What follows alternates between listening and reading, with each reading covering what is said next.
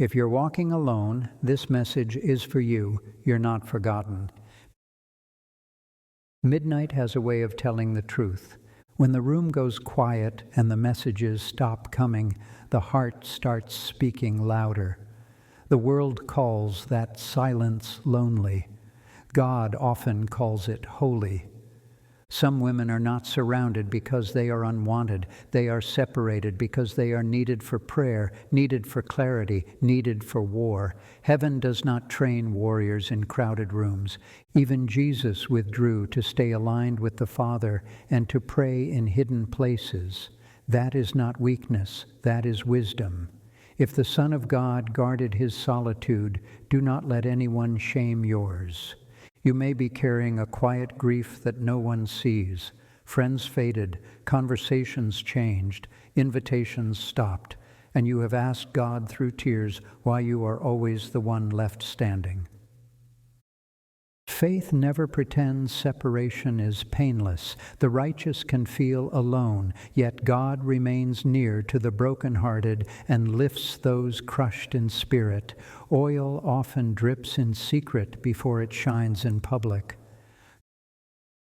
God has always done his deepest work away from the noise.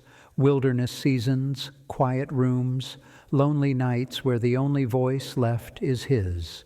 Not because he enjoys your pain, but because he loves your purpose. So if your circle has shrunk, do not assume your life has. Pruning is not punishment. What bears fruit is refined so it can bear more fruit. Some people are removed not because you are rejected, but because you are protected. This is for the woman whose phone stays quiet, but whose spirit will not quit. The woman who still worships, still prays, still chooses obedience when it would be easier to blend in. The world may not understand your solitude, but heaven recognizes your consecration. And yes, sometimes God removes everyone, not to break you, but to bless you, not to empty you, but to fill you, not to shame you, but to set you apart. Here are 7 truths about women who walk alone and why God sometimes removes everyone from their life. Truth 1, how God uses betrayal to purify your heart. She carries a hidden wound, and God uses betrayal to purify her heart. She did not wake up one morning craving distance. She became careful because she learned the cost of being open with the wrong people. Betrayal rarely comes wearing the face of an enemy. It often comes with history, familiar laughter, shared memories, warm words that once felt safe. She has watched kindness turn into competition. She has seen support become silent sabotage. She has felt the sting of promises that did not survive pressure. And yes, she cried, not because she was weak, but because love was real in her, even if it was not real in them. God never asked her to pretend it did not hurt. He comes close when others step back. But here is the mercy most people miss. God does not only comfort her, he cleanses her. Betrayal becomes a refining fire in holy hands, not to burn her, but to burn the lie that she must keep everyone to stay whole. Exposure is painful, but it is also protection. Motives leak, patterns surface, masks slip, and when they do, she can feel embarrassed. Not because she trusted, but because she wonders if she was foolish. But the Spirit whispers something tender. You were not foolish, you were faithful. Faith is not ignorance. Faith is love offered with a clean heart. When that love is betrayed, God does not condemn the lover. He corrects the access. There is a difference between being loving and being available. She learned it the hard way. Now she no longer gives her inner place to anyone who asks. She gives it to those who show fruit, consistency, and reverence for what God is doing in her. Guarding her heart becomes a gate, not a wall of bitterness, but a door of wisdom. And God uses betrayal to teach her what flattery could never teach her. Discernment. She begins to notice who only calls when they need something, who celebrates her gift but resists her growth, who loves her when she is convenient but punishes her when she becomes convicted. And in that awakening, something dies. The craving to be chosen by everyone, the need to be liked, the habit of overgiving to earn safety.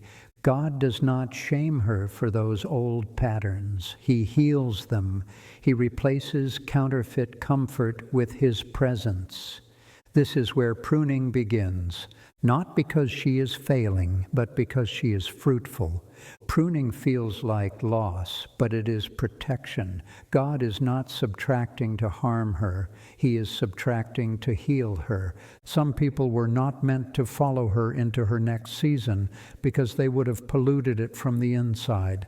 So God allows distance. He allows endings. He closes doors she kept reopening with hope. And she learns to stop fighting the separation heaven is enforcing, because she begins to see it. The same God who calls her is also guarding her. Her prayers change. She stops begging God to bring certain people back. She starts asking God to bring her fully forward. She stops asking why they left and starts asking what God saved her from. Because sometimes the answer is sobering. God was saving her from being surrounded by those who smiled while quietly harming her. God sees what she cannot prove. He hears what others whisper. He knows what they intend, so He removes them. Not because she is unworthy of love, but because she is too valuable to be mishandled. And yes, it made her walk alone. But it also made her anchored, less naive, more stable, less desperate, more discerning, less dependent on people, more devoted to God.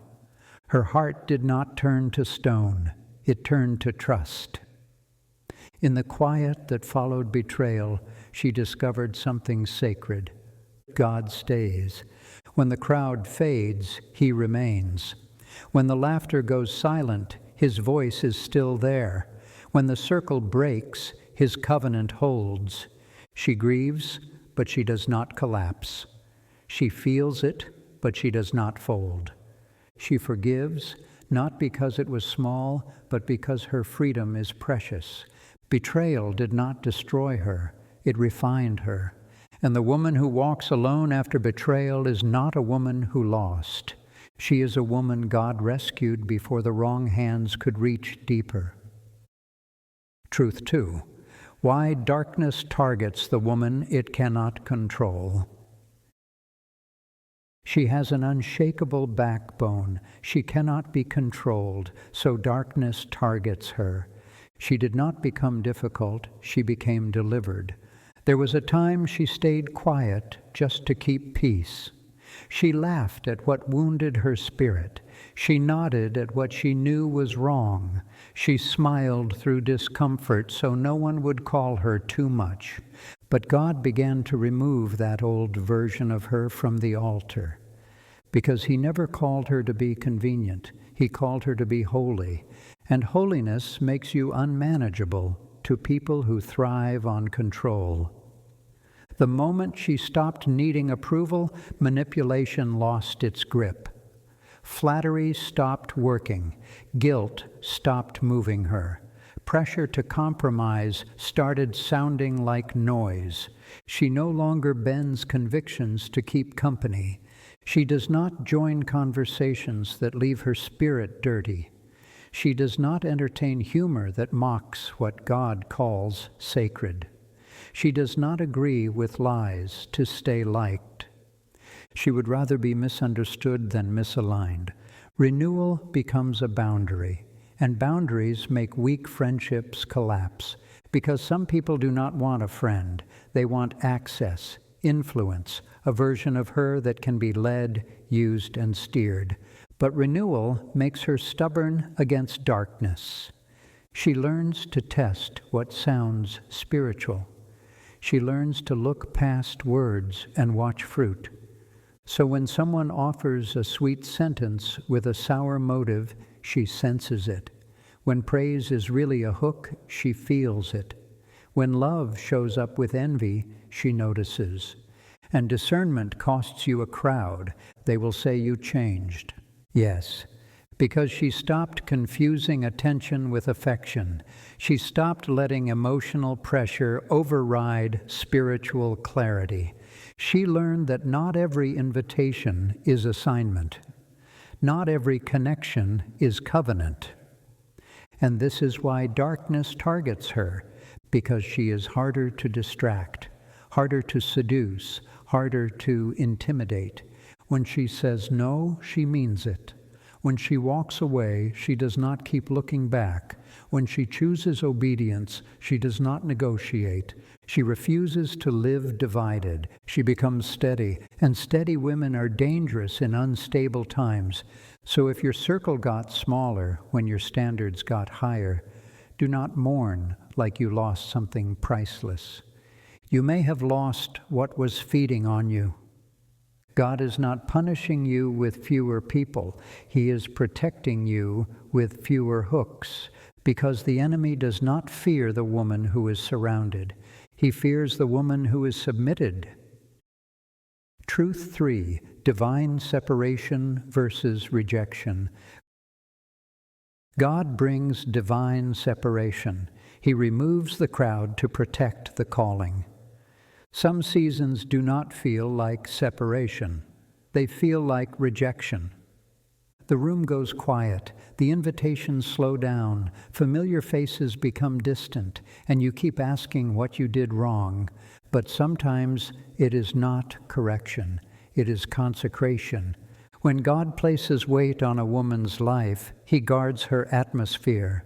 Not everyone can stand near what God is building in you. Not everyone can celebrate your growth without resenting it. Not everyone can walk beside your calling without trying to edit it. Even Jesus stepped away from crowds. Even Jesus chose solitude as rhythm, not as punishment. Wilderness seasons are not abandonment, they are refinement. Calling is tested without applause. Identity is anchored in God, not in affirmation. This is why God shuts doors you keep trying to reopen. This is why certain connections suddenly feel heavy. This is why you cannot enjoy what you used to tolerate. You are being separated from the common, because what you carry is not common. Separation can feel cruel, yet God uses it for preservation and purpose. Painful, yes. Meaningless, no. God is not isolating you into despair. He is removing interference. He is protecting the seed. Because there are people who will love your gift but sabotage your growth. People who clap for your calling until it starts costing them control. So the Lord reduces the noise. He quiets the crowd. He strengthens your roots where no one can see. It hurts because you wanted support. But God is giving you something deeper than support. He is giving you stability, because the calling on your life will require obedience when no one agrees, faithfulness when no one is watching, courage when no one is cheering. So if the crowd is gone, do not assume you are forgotten. You may be hidden. And when God hides you, it is never to shame you. It is to prepare you so when you appear, you carry power that no crowd could have produced. Truth 4, solitude as a training ground for God's voice. Solitude becomes the secret place. It trains her to hear God clearly. When the crowd leaves, a louder question remains. Who will I be when nobody is clapping? That is where the secret place begins. Not glamorous, not dramatic, just quiet rooms, heavy thoughts, and a heart that finally has no one left to lean on but God. And in that stripping, her ears sharpen. Stillness is not emptiness, it is attention. Solitude teaches her to give God her full attention without interruption. Private prayer becomes intimacy, not performance. Behind closed doors, she stops acting strong. She becomes honest. She tells God what she will not tell people. She admits fear, disappointment, the ache of being misunderstood. And instead of rejecting her, God meets her. God draws near, near, not annoyed, not distant. In solitude, she learns the difference between noise and direction. Not every thought is wisdom. Not every emotion is instruction. She learns to wait until peace settles, until clarity rises, until the Spirit confirms. With fewer voices around her, counterfeit voices get exposed. She stops letting opinions compete with truth. She stops letting urgency replace obedience. She stops letting loneliness pressure her into wrong connections. Because she realizes distraction is often the enemy's softest weapon. If he cannot destroy her, he will drain her. So God trains her to live anchored, to move when he says move, to pause when he says pause, to speak when he says speak, to be silent when he says wait. Strength does not always look like pushing. Sometimes strength looks like trusting. And the more she practices the secret place, the less she panics in public, because she has learned to carry God's presence inside her, not borrow it from environments. So do not pity her solitude. It is where discernment is forged.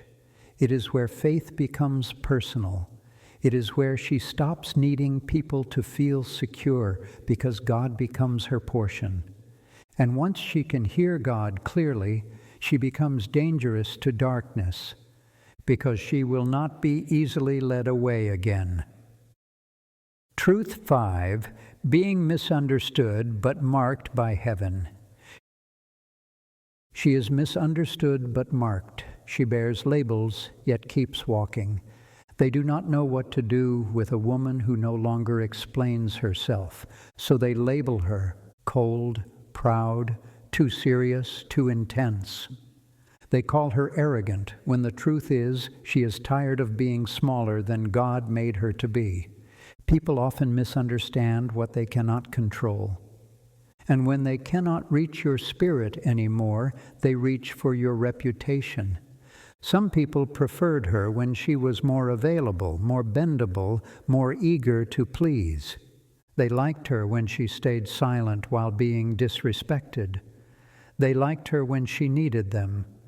But when God healed her, she stopped begging for a seat at tables that fed her poison, and that offended people who benefited from her hunger.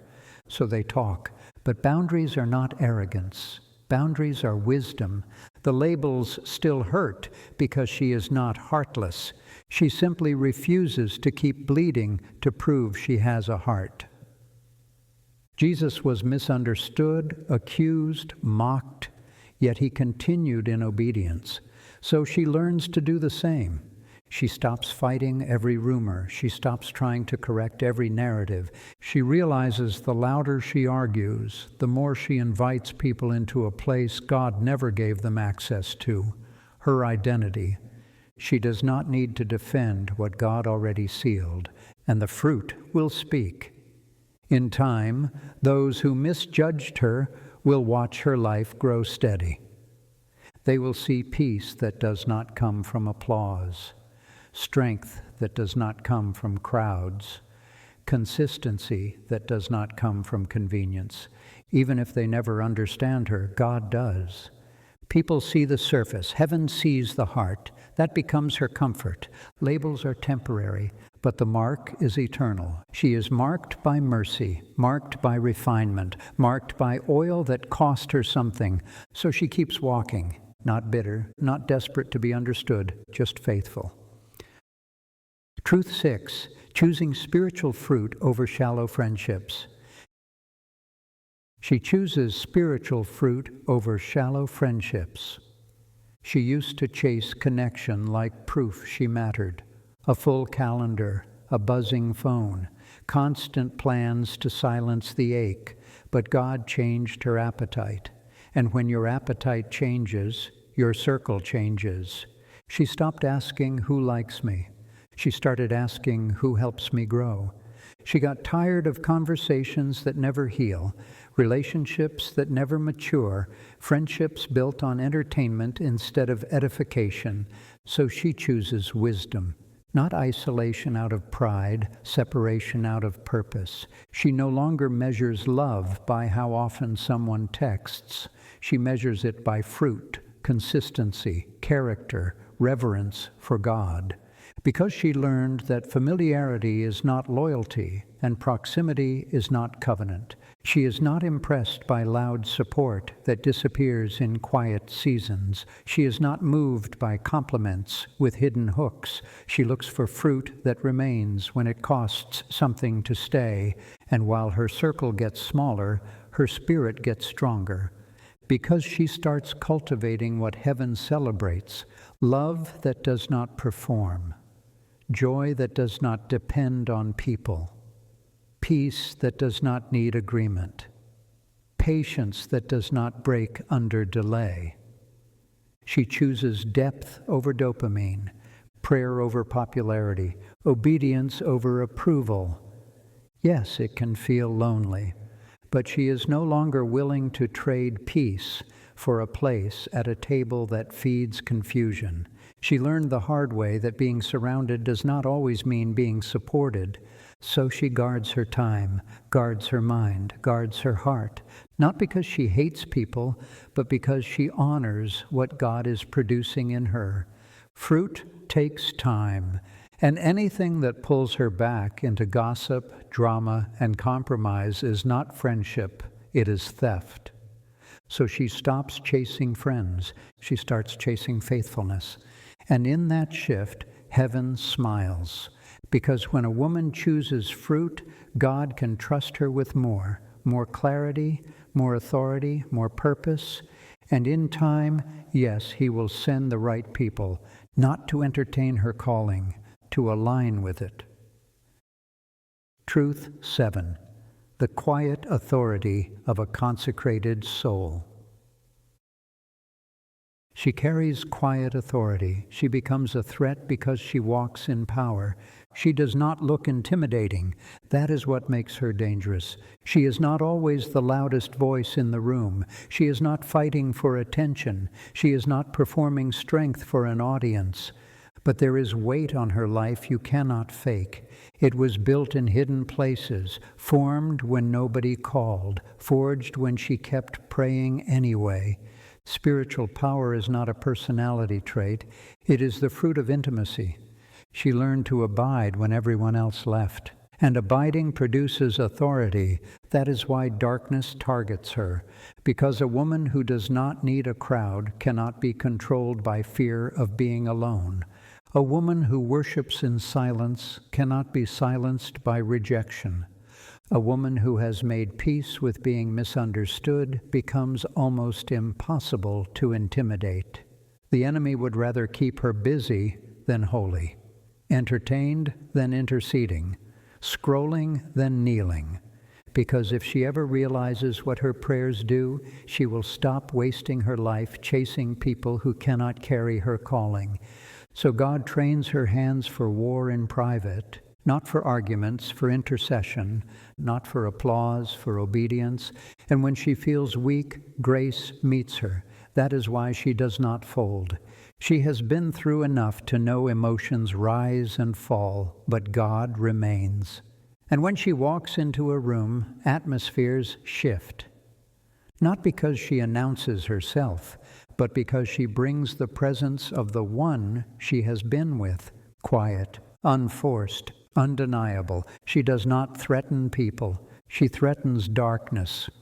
So yes, she may walk alone, but she walks covered, clean, consecrated, and hell recognizes that kind of woman.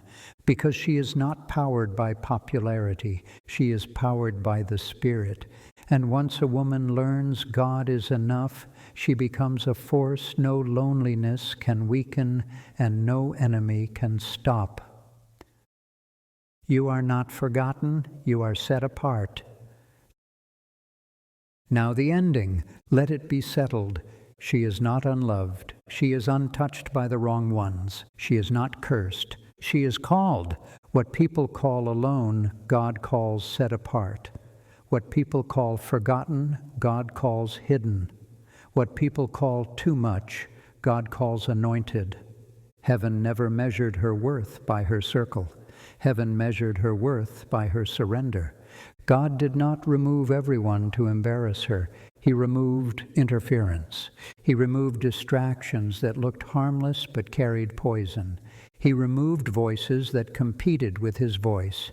He removed hands that would have mishandled what he placed on her life. Because the heart is not a toy, it is a temple, and temples are not built in crowds. They are built with consecration. You have been grieving people who left, but consider this. What if their exit was mercy? What if God was answering prayers you did not know how to pray? What if the separation was protection? Not everyone who smiles at you can stand with you. Not everyone who says love is safe to follow. Not everyone who has access to you has permission from God. And God is faithful enough to close doors you kept trying to keep open with hope, because He loves you. And He stayed. He stayed when the messages stopped. He stayed when the table got quiet. He stayed when your heart felt tired from always being the strong one. He stayed. And in His staying, He rebuilt you, not into a woman who hates people, into a woman who honors God, not cold, clear, not isolated, anchored. So do not rush to fill the silence with noise. Do not trade peace for a fake connection. Do not go back to what God delivered you from just because it feels familiar. Stand, even if it is lonely, even if it is misunderstood, even if no one claps. You are not walking alone. You are walking with the one who called you. And when God is leading you, the path may be narrow, but it is never empty. In time, He will send the right people, those who do not compete with your calling, but protect it, those who do not drain your oil, but value it, those who are not threatened by your growth. Until then, lift your head, wipe your tears, guard your heart, return to the secret place, and keep walking, not with shame, with strength, not with desperation, with peace, not needing to be understood, certain that you are known by God, because the woman who walks alone is not empty. She is full, full of faith, full of fire, full of the presence of Jesus, and that is why heaven calls her blessed.